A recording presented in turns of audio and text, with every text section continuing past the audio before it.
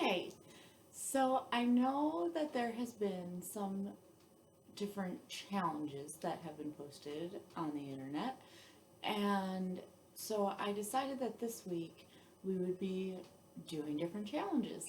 Um, One of the ones that I saw that was kind of fun was taking your name and trying to come up with different words for each letter of your name.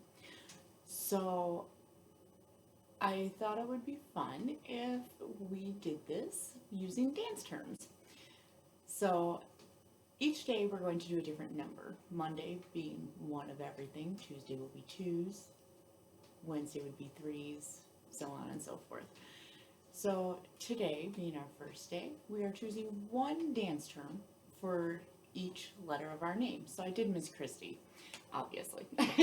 In which case, we have mazurka, isolation, seesaw, soubresaut, cha-cha, hip-hop, riffle, Irish, salsa, triplet, and a yacht step.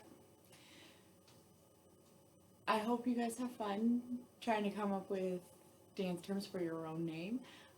I'm going to post after the video the one that you'll be able to share, and that way you guys can copy and paste and fill it in for yourself. I will see you tomorrow with another dance challenge.